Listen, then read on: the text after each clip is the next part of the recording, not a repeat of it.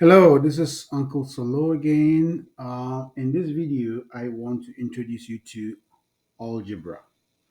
Okay, you may be in fifth grade or sixth grade, and you've been doing this. Anyway, let's go straight. Remember, somewhere in second grade or third grade, you have 2 times the box is 32, and we want to know what goes inside that box. Okay, we don't know. Okay, so we use a letter to represent that box. We call, say, the box X. You see this box right here? If I draw diagonals through it and I erase the edges, see what I have? What do I have? X.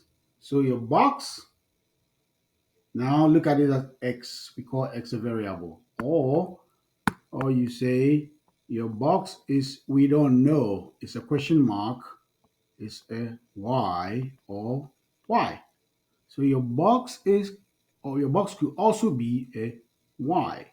So we can write 2x or 2y in place of the box.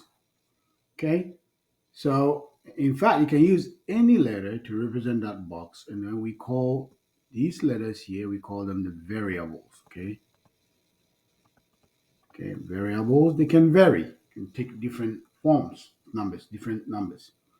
So from now on, when you see a letter, it's the box. So 2x, 2 times a number.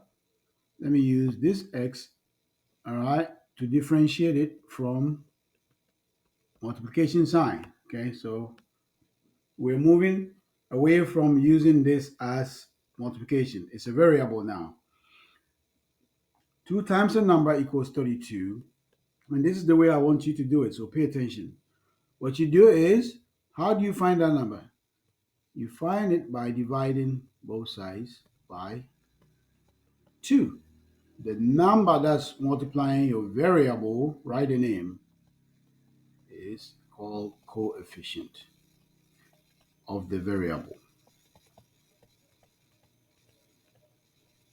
Coefficient of the variable. Okay, so we divide both sides by the coefficient of the variable. So this one here, what do I get? I get x equals what? 16. That's the box. Try it. Follow the steps. I don't want you to do anything in your head. I want you to learn how to solve things the algebraic way. So I go 2x over 2 equals 32 over 2. What I do on the left side, I have to do on the right side. And then finally, that goes away. I'm left with x equals 16. I put a box around it. That's my answer. See how my equal sign is all lined up? I need you to organize your work nice and neat. Try it. Okay, don't do anything in your head. Follow 1, 2, 3 steps. You're done. Okay, what if there's a negative number involved?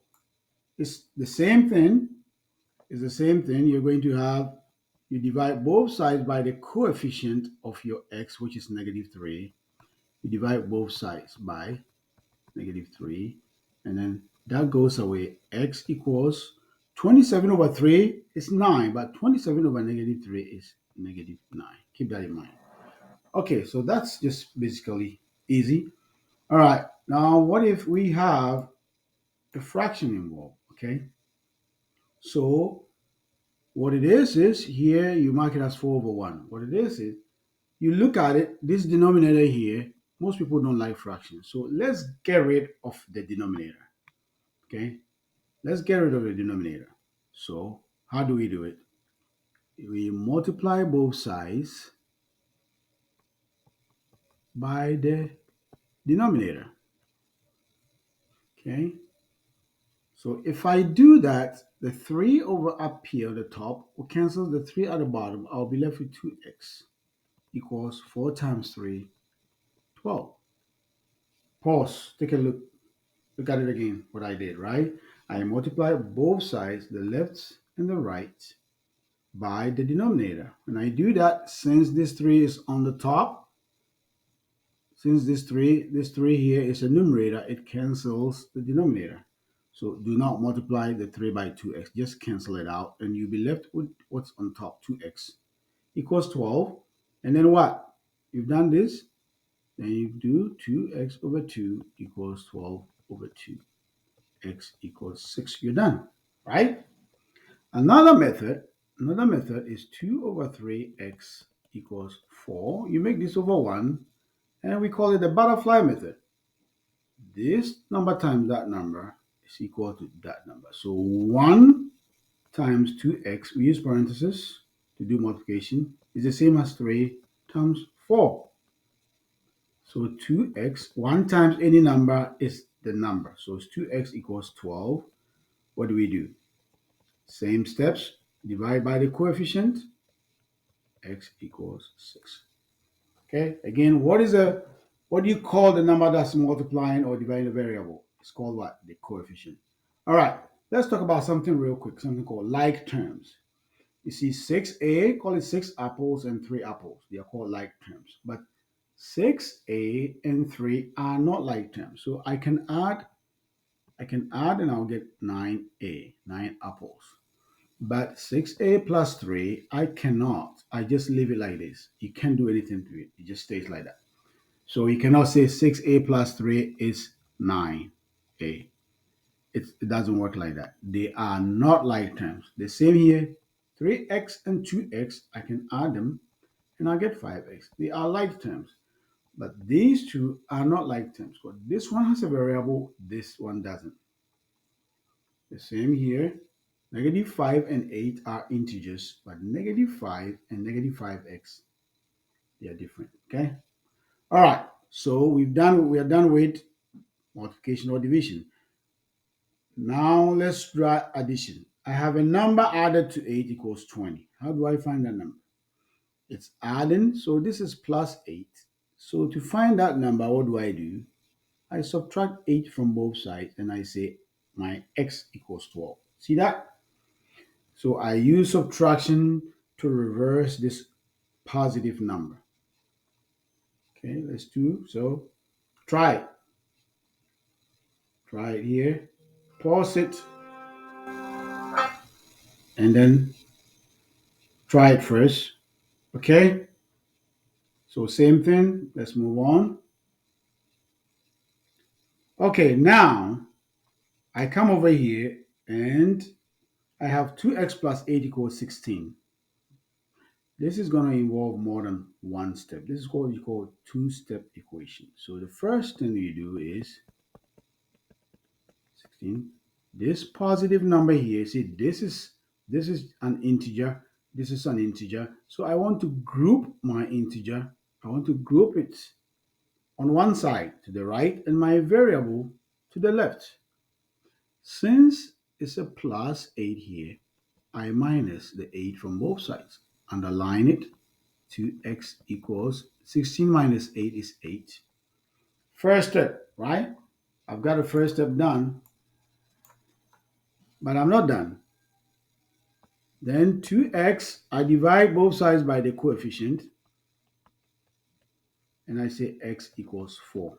See that? Try it. Pause the video and try it. Okay, so I'm going to send you this worksheet. Do all these exercises. All right, so when you get here, 2 over 5x minus 4 equals 6. Still, what? That's a two-step, right? Minus 4 equals 6. What are you going to do? You're going to group your integers on one side. This is an integer. Or I can add 4 to, okay, so I can group my integers by adding 4 to both sides. And then I'll have 2 over 5x equals 10. What do I do over here? I can do cross multiplication to find my x. 5 times 10 is equal to 1 times 2x. I say 2x equals 50. 2x over 2 equals 50 over 2. X equals 25. Got it? Okay, so do all these. Now let's go here and do something a little different. Okay, what about this one here? Okay, I have 3 over 8a plus 15 over 32 equals 0. Okay, so I can look at it and say, well, I have fraction in it, so I want to get rid of these denominators by multiplying it every term, one, two, three, this side, that one, and that one, by the least common denominator, LCM of 8 and 32. What is that? It's 32, right? Okay, so I multiply everything. So I can change everything to make it to be 32. So it is what? This is 3 times 4 over 8 times 4, right? Plus 15 over 32. This is A. So this whole thing changes to be 12 over 32A plus 15 over 32 is equal to 0. When I have the same denominator, what happens? It becomes 12A plus 15 over 32 equals 0. Oh, I still have a denominator here. I got to get rid of it. Okay, see now all this is 1. So I can multiply both sides by 32 to get rid of it. If I do that, that cancels. And of course, 0 times any number is 0. So I have 12A plus 15 equals 0. Okay, 12A and 15, they are not like terms. Okay, so we need to move this over here. Since it's a positive number, I subtract 15. Underline it. 12A equals, what is 0 minus 15? It's negative 15. And then finally, I divide both sides by my coefficient over 12. So my A is negative 15 over 12. And I can simplify it by dividing it by this greatest common factor. And it's going to be negative 5 over 4. That's my A. Are you with me? Okay, good. Let's do a final one. Let's do a final one. All right. This is still the same. That's my variable, right? So I'm going to say this is over 1. What is the LCM of 1, 2, and 7? It's 14, right? So I'm going to change all my denominators. I'm going to change my denominators to what?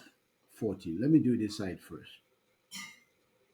Okay, I'm going to change this to 14. So this will becomes 46, oh, this times 7. 23 times 7, which is 1. So it becomes 161 over 14 minus 10 over 14. See that? I multiplied this by 7 and I multiplied this by 2 to change everything to 14. This is equal to 9.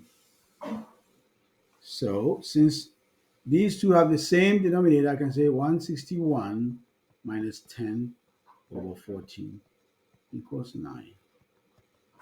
What's 161 over 14? It is 151 over 14. Oh, sorry, there's a K here. Sorry, my bad. I can't do that. There's a K here. I forgot about it. Okay. There's a K here. Okay, so 161 minus 10K over 14 equals 9 over 1. Okay, again, see 161 minus 10K, these are not like terms, so you can't do anything. So now, again, I have a denominator. I want to get rid of it. What do? I'm going to multiply both sides by my denominator. When I do that, this and that cancels, and I have 161 minus 10K equals 9 times 14, which is what? 1, 6, remember 3, 126, right? 126. So now what do I have? I don't have any denominators, right? Okay. 161 and 126 are like terms. There is no sign here, so it's positive. So I need to subtract 161 from both sides. underline it. That will go away, and I'll have negative 10k left. What is 126 minus 161? 5, 3. It is negative 35. Okay, follow the rules. If you follow the rules, you realize to find your variable, you divide both sides by the coefficient. So it's negative 10k over negative 10 is equal to negative 35 over negative 10. That goes away. My k equals negative over negative is positive. So 35 over 10. And I can simplify by dividing both sides by the greatest common factor, which is secant 7 over 2, or 3.5, or 3.5. You're done. Okay, so you've learned how to do one step, okay, two steps. So I need you to do all these exercises. I'll send you the worksheet and the additional exercises on IXL. All right, keep on practicing, and all things being equal, everything shall turn well. Have a good day. Bye bye.